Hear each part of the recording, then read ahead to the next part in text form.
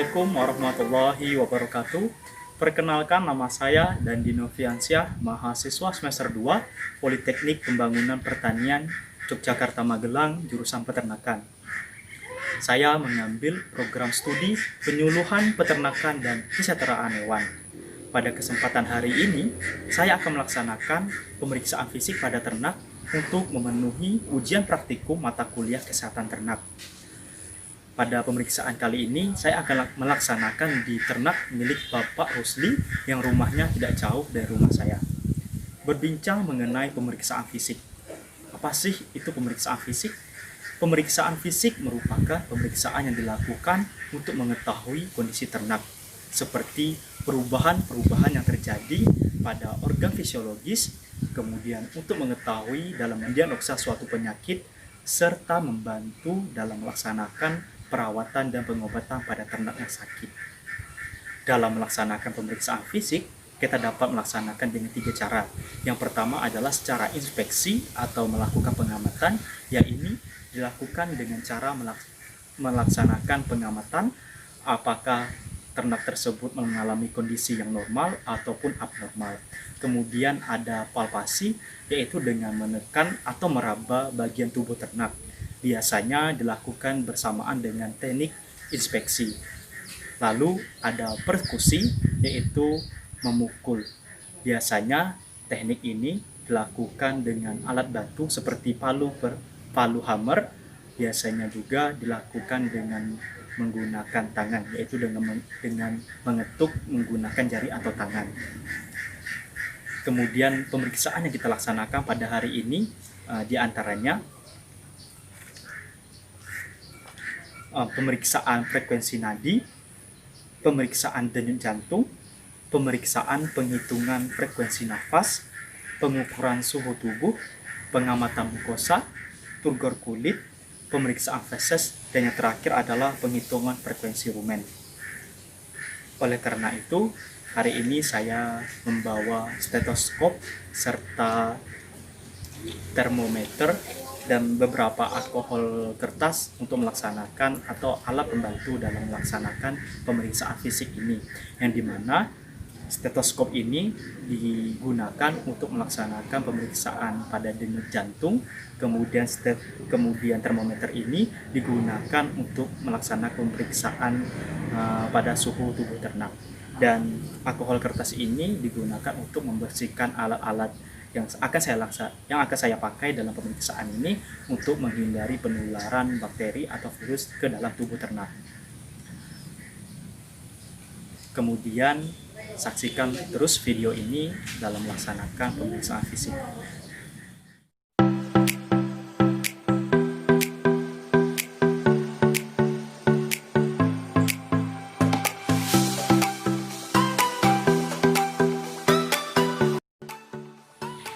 Sekarang saya telah berada di kediaman Bapak Rusli yang rumahnya tidak jauh dari rumah saya. Kalau jalan kaki itu sekitar 3-4 menit. Nah, yang dimana Bapak Rusli ini merupakan pemilik dari sapi yang akan saya periksa pada pagi hari ini.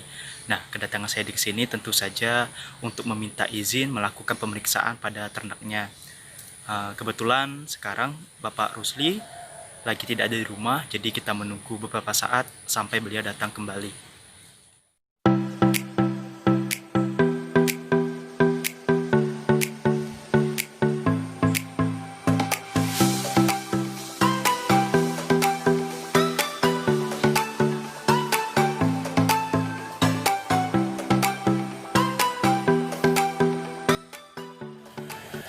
Sekarang kita tengah melakukan pengamatan tingkah laku pada ternak, yang dimana pengamatan tingkah laku ini dapat dilakukan dengan mengamati ternak dari jarak tertentu agar ternak tidak merasa terganggu atau mengganggu sikap ternak tersebut pada saat kita melakukan pemeriksaan fisik nantinya. Kemudian pemeriksaan atau pengamatan tingkah laku ternak ini dapat dilakukan dari berbagai arah dari ternak tersebut, baik dari kiri, kanan, belakang maupun depan. Sekarang kita tengah mengamati tingkah laku ternak yang ada di belakang, yang nantinya dari 3 sapi ini akan saya pilih salah satu sapi yang menurut saya yang paling tenang, yang bisa saya melakukan pemeriksaan fisik. Dan bisa kita lihat ketiga sapi ini terlihat agresif atau terlihat garang karena saya juga baru pertama kali datang ke sini untuk melakukan pemeriksaan.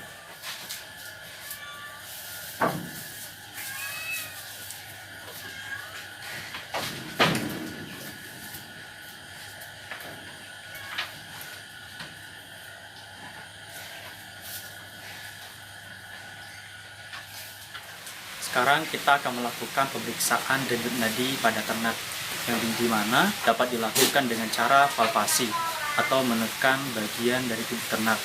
Dalam pengukuran atau pemeriksaan pada denyut nadi ini dapat dilakukan di 3 titik arteri atau nadi. Yakni yang pertama adalah arteri facialis atau arteri yang terletak di bagian lateral leher bawah leher rahang sapi, kemudian arteri cochialis atau arteri yang terletak di bagian ventral dari ekor sapi kira-kira 10 cm.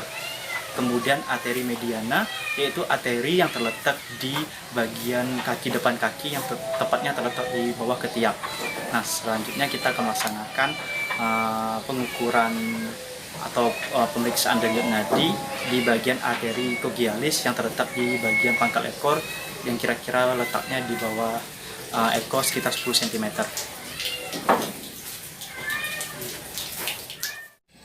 Selanjutnya kita akan melakukan pemeriksaan frekuensi nadi atau pulpus yang dilakukan dengan cara palpasi pada 3 arteri, yang diantaranya yaitu arteri atau nadi yang terletak di arteri facialis bagian lateral rahang bawah sekitar bagian bawah leher, kemudian arteri cochialis atau bagian ventral ekor kira-kira 10 cm dari pangkal ekornya yang di bagian sana, kemudian arteri mediana atau kaki depan dekat ketiak yang bagian sini, yakni dengan cara merasakan dan menghitung berapa kali denyut nadi per setiap menitnya.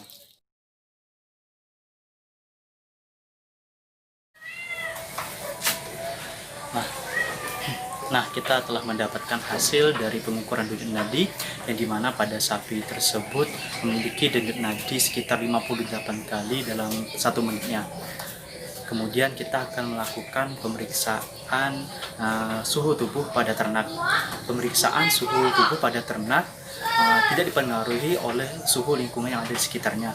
Dapat diketahui ternak merupakan hewan berdarah panas. Nah, oleh sebab itu pada pengukuran ini kita menggunakan termometer, baik itu termometer digital maupun termometer raksa, yang dimana sama dengan pengukuran nadi, kita akan mengukur suhu ternak dalam berapa kali dalam sekian detiknya menggunakan termometer digital. Sekarang kita akan langsung melanjutkan pengukuran suhu pada ternak.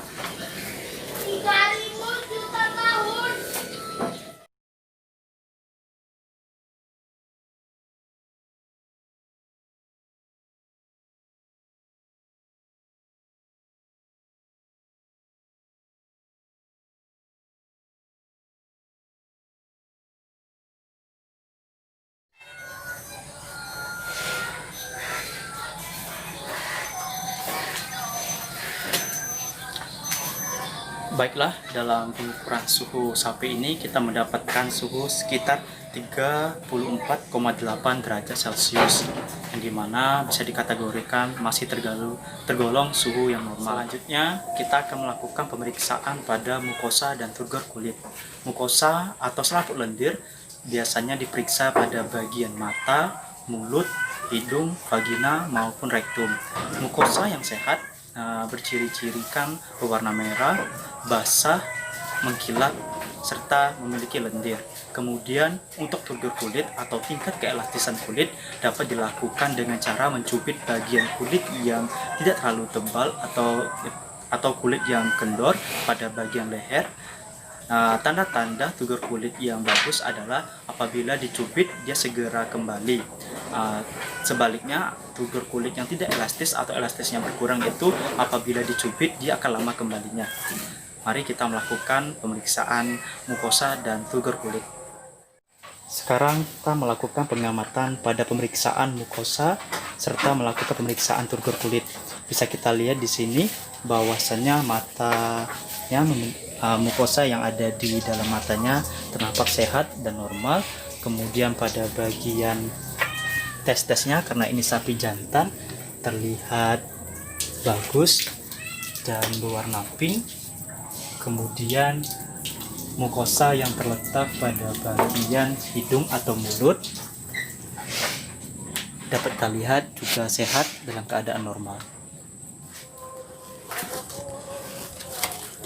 Kemudian kita melakukan pemeriksaan pada tugur kulit, yaitu dengan mencubit bagian kulit yang ada di daerah leher ini.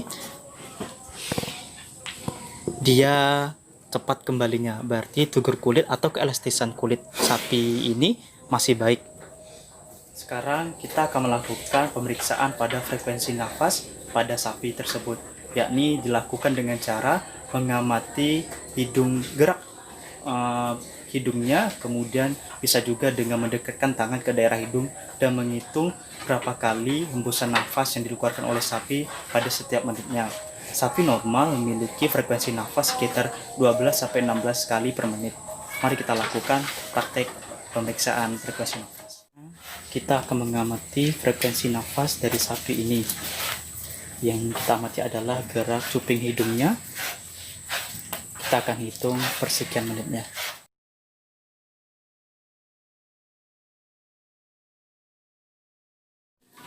Setelah kita amati tadi bahwasannya frekuensi nafas dari sapi tersebut adalah 14 kali per setiap menitnya. Nah, ini masih tergolong normal karena embusan nafas sapi normal atau frekuensi nafas sapi normal itu sekitar 12-16 kali per menitnya. Sekarang kita akan melaksanakan pemeriksaan denyut jantung pada sapi yang dilakukan pada tulang elektoral pada bagian kaki kiri sapi, yang dimana pada bagian kaki kiri itu merupakan bagian letaknya jantung pada sapi. Mari kita langsungkan pemeriksaan denyut jantung.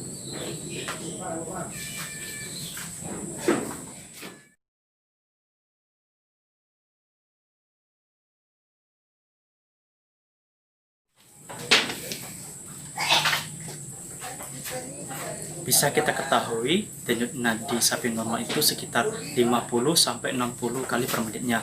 Tadi kita telah melakukan pemeriksaan denyut nadi pada sapi tersebut.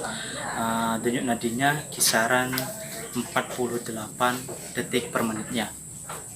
Kemudian kita akan melakukan pemeriksaan frekuensi gerak rumen yang dilakukan pada bagian kiri sapi, pada bagian flank, dengan cara menekan bagian tersebut dan merasakan apakah ada gerakan membalik dari bagian flank tersebut. Mari kita coba melakukan pemeriksaan gerak rumen.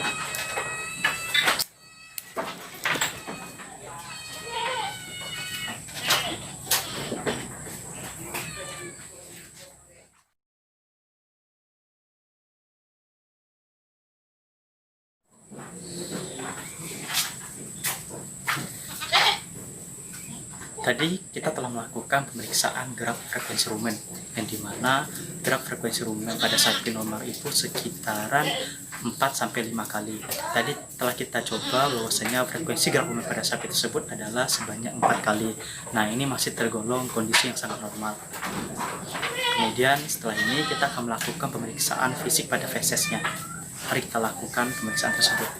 Pada pemeriksaan feses dapat kita lakukan dengan melibatkan indera penglihatan dan penciuman untuk mengetahui bentuk, warna, bau, dan konsistensi dari feses tersebut.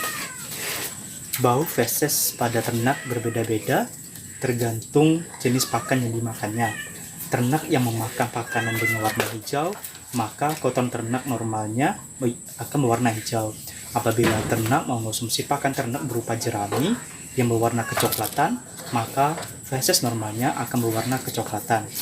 Feses yang normal ditandai dengan tidak memiliki bau, kemudian tidak encer pada konsistensinya, dan ini masih tergolong normal. Pada feses sapi ini bisa kita lihat bahwasannya feses berwarna hitam kecoklatan karena pakan yang dimakannya adalah pakan jerami. Kemudian untuk baunya tidak terlalu bau, dan konsistensi dari feses ini tidak terlalu cair atau encer. Nah, bisa kita bilang bahwa feses ini masih tergolong dalam feses yang normal. kita telah melakukan pemeriksaan fisik pada sapi milik Bapak Rusli, yang dimana sapi ini merupakan sapi jenis PO atau peranakan ongol, umur sekitar 7-8 bulan dengan berat 7-80 kilo. Mungkin sekian dari saya untuk melakukan pemeriksaan fisik ini. Mohon maaf apabila saya terdapat kekurangan dalam melakukan pemeriksaan ini, karena saya juga baru belajar dan kekurangan tenaga pembantu dalam pembuatan video ini. Saya akhiri. Wassalamualaikum warahmatullahi wabarakatuh.